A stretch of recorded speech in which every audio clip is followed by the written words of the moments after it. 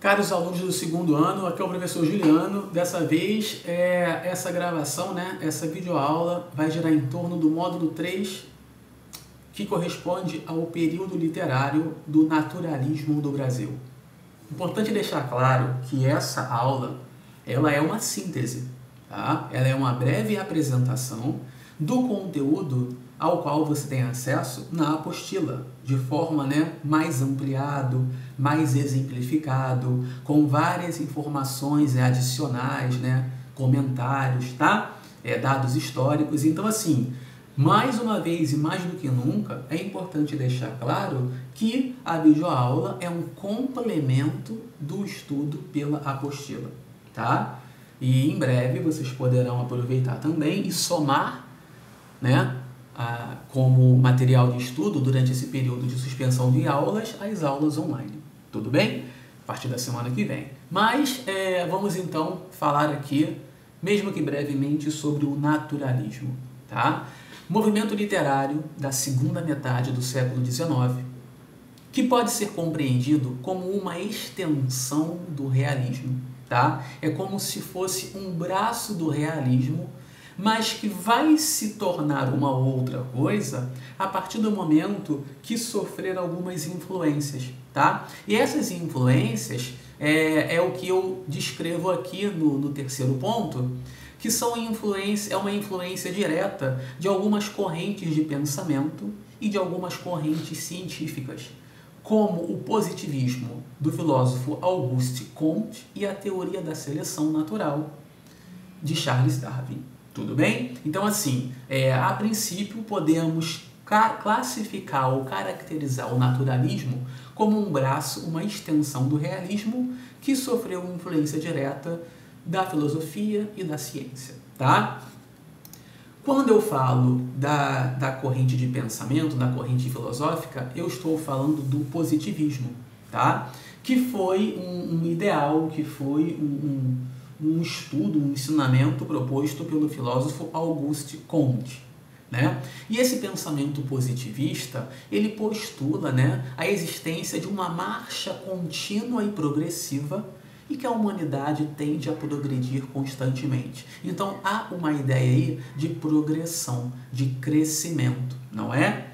E esse filósofo apostava no progresso moral e científico da sociedade, por meio da ordem social e do desenvolvimento das ciências. Então, olha aí, como houve uma valorização da ordem e da ciência, Esse pensador estabeleceu uma espécie de hierarquia das 7 grandes ciências: a matemática, a astronomia, a física, a química, a moral, a biologia e a sociologia, sendo essas duas últimas superiores às demais, tá? A biologia e a sociologia. E logo, então, a gente pode resumir o positivismo, a partir do momento em que se entende que disciplina, rigor e ordem eram necessários para o crescimento moral e social, Então, uma sociedade sem disciplina, sem rigor e sem ordem seria uma sociedade que não iria progredir, tá? Olha aí na nossa bandeira nacional o lema do positivismo, Ordem e progresso, tá? Então, houve influência direta do positivismo na proclamação da República Brasileira, ok? Já a teoria da seleção natural, de Charles Darwin, questiona uma concepção teológica do universo, Aquela ideia de Deus como criador, e cria outra base para uma teoria laica e científica sobre a origem do homem, tá? Os escritores naturalistas usavam a ciência como base de composição de seus personagens. Então, personagens bons eram explicados cientificamente, personagens maus eram explicados cientificamente, tá? E nesse ponto diferenciavam-se dos realistas, que mostravam como eram sem tentar explicar cientificamente o porquê daquilo, Considera-se que os indivíduos são produtos dos meios onde vivem, Então, quem nasceu, cresceu e se desenvolveu num meio ruim, num meio precário, não tem como se tornar uma pessoa boa, uma pessoa marcada por qualidades, dotada de qualidades, tá?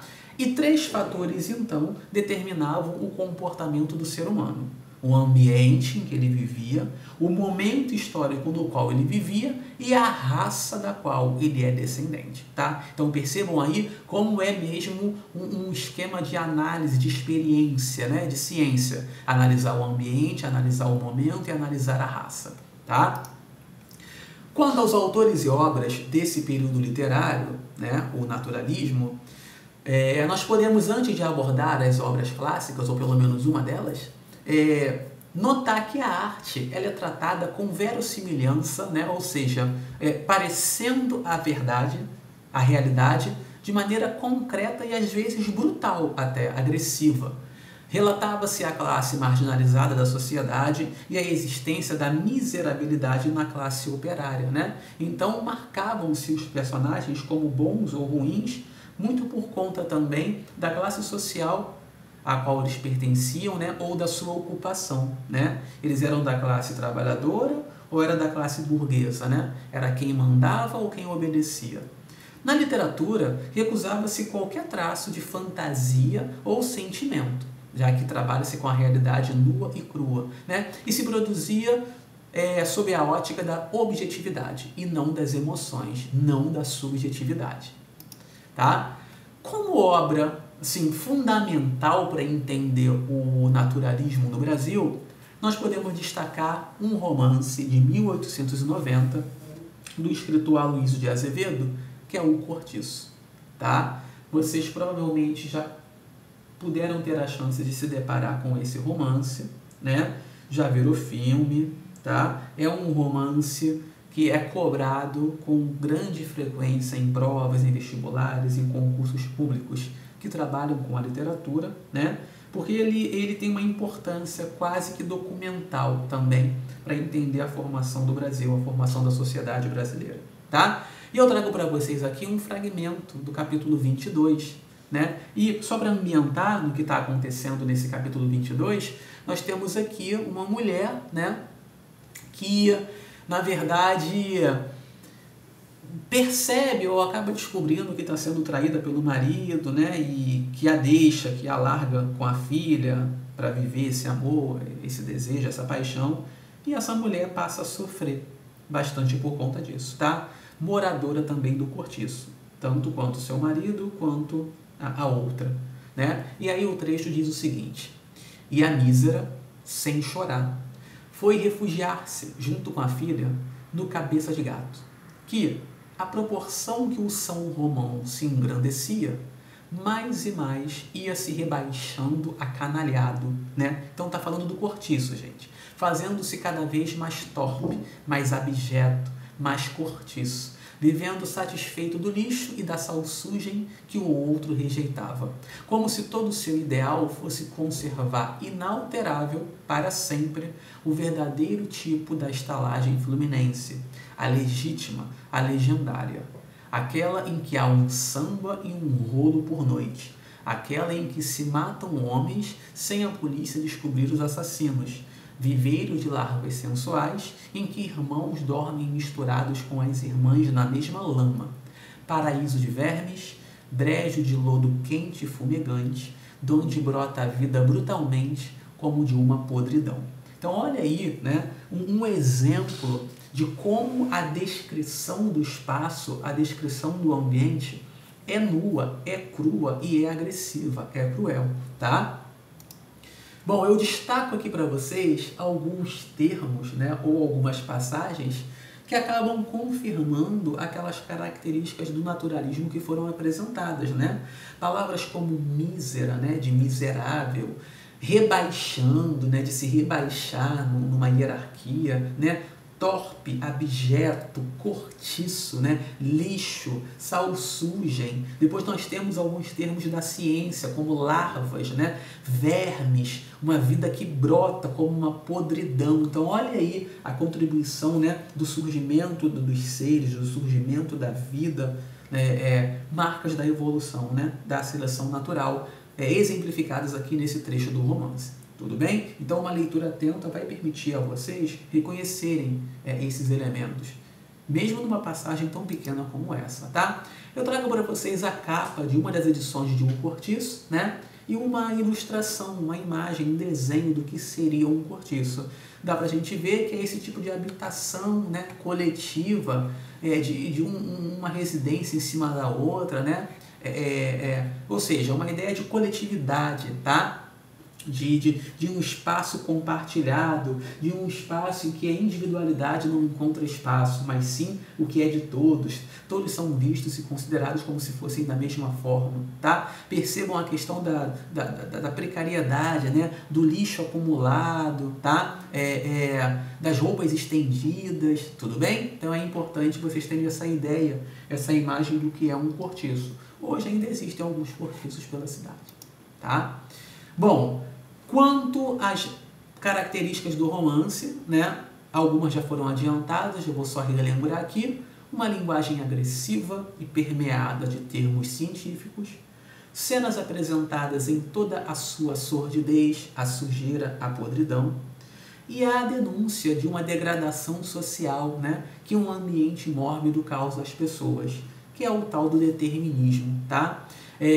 Essa mulher que foi largada, que foi traída, foi largada por um homem, né, por um português, um negociante, que ao morar no cortiço passou a se comportar como os moradores de lá, né, a beber, a se esbaldar e a não respeitar nem mesmo mais o seu casamento, né? Então aquele local influenciou no comportamento desse homem, que passou inclusive a trair e a desprezar e largar essa mulher que sofria naquele trecho do romance, tá?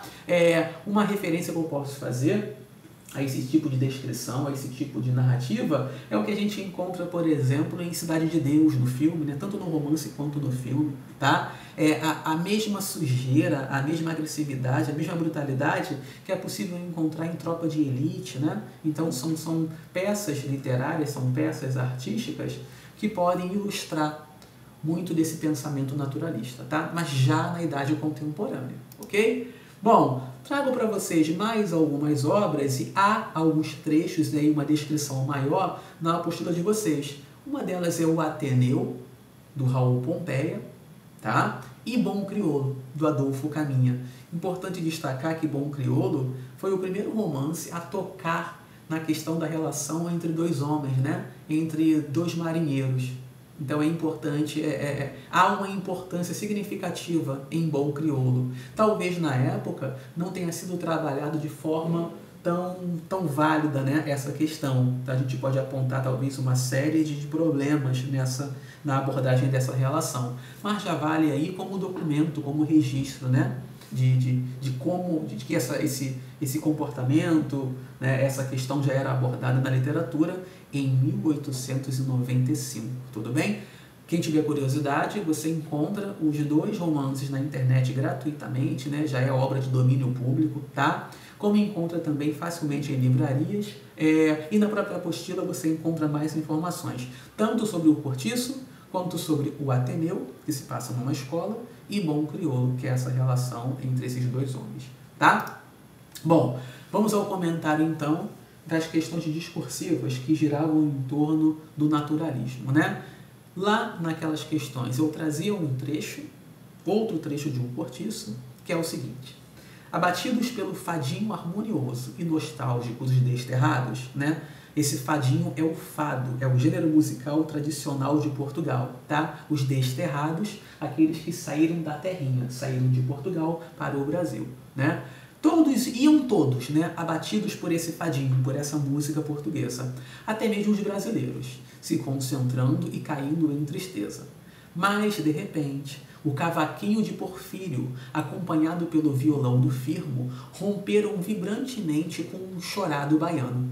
Nada mais que os primeiros acordes da música crioula para que o sangue de toda aquela gente despertasse logo, como se alguém lhes fustigasse o corpo com urtigas bravas. E seguiram-se outras notas, e outras, cada vez mais ardentes e mais delirantes. Já não eram dois instrumentos que soavam, eram lúbricos gemidos e suspiros soltos em torrente, a correrem serpenteando, como cobras numa floresta incendiada. Eram aises convulsos, chorados em frenesi de amor, música feita de beijos e soluços gostosos, carícia de fera, carícia de doer, fazendo estalar de gozo, né? Então aqui há a descrição de uma cena em que o ritmo brasileiro tomou o lugar do ritmo português. E a questão pedia, né, para que vocês explicassem isso, né? Eu até marquei para vocês aqui, ó, que de repente o cavaquinho acompanhado pelo violão romperam vibrantemente, né? Esse chorado baiano, esse ritmo brasileiro, rompeu com o fado português que deixava todo mundo triste. É o que eu chamo de o poder envolvente da música brasileira que calou o fado português. É como se naquele cortiço não houvesse espaço para o fado, para esse gênero musical. Ali era o ambiente, era o contexto para o chorado baiano, do cavaquinho, do violão, que vai crescendo ao longo desse trecho do romance, né? E a outra questão girava em torno do fato de uma consideração dos personagens na sua individualidade ou na sua coletividade. E esse trecho comprova o que já tinha sido dito antes para vocês, né? Que as personagens são observadas, né? Olha aí mais uma técnica de um experimento científico, como elementos coletivos, né? Marcas disso são os trechos iam todos e depois toda aquela gente.